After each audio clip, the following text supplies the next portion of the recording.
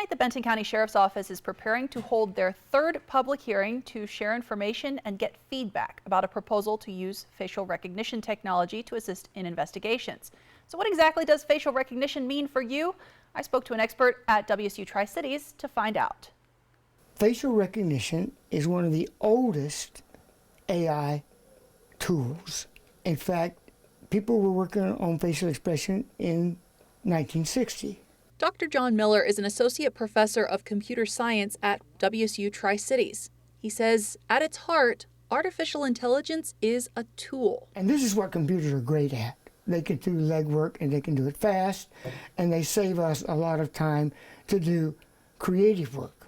Even after decades of development, Dr. Miller says there's a lot of mistrust of these computer programs. That could be based in a lack of understanding about what they do.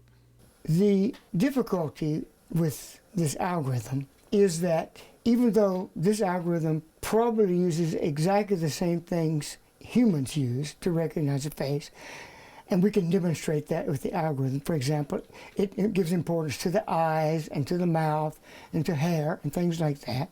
So the only difference between this algorithm and your brain is that an eye to the computer is something very different than what your human brain thinks an eye is. If computers don't see things the same way a human does, it can lead to some lost in translation moments, and hackers could deliberately exploit that weakness. With malicious intent, you can subtly change the image that greatly affects the computer's interpretation of the image, but doesn't change your interpretation of the image. So you think it's a stop sign if you look at it, but now you've fooled the computer and it thinks it's a speed limit sign. That's a general concern, and fixing it is an ongoing effort. When it comes to the Benton County Sheriff's Office, investigators say they're looking at using a program called Clearview AI to help sift through tens of billions of pictures online when they're trying to identify someone. Examples of those cases are the obvious being criminal cases, less obvious being community caretaking, a child that walks away from home that can't identify who their parents are or where they live, a family member with a medical ailment that makes it to where they can't identify who they are, where they live, or who their family is, unconscious individuals. The goal is to reunite those people with their family as quickly as possible.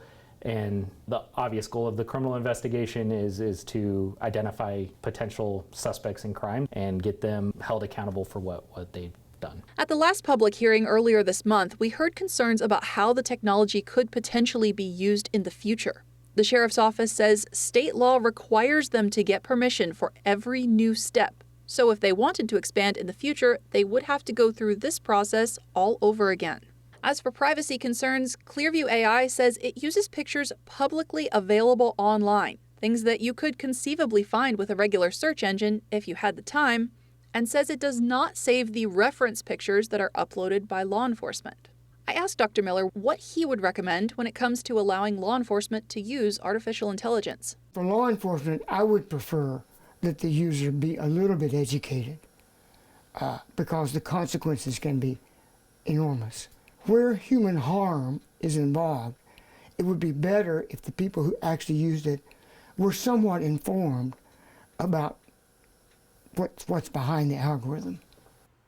Now, Dr. Miller also told me he wouldn't want facial recognition to be the single piece of evidence that decides a case. And Detective DeMeyer with the Benton County Sheriff's Office says every match that comes back from the program, if they decide to use it, would be reviewed by investigators before they decide to move forward.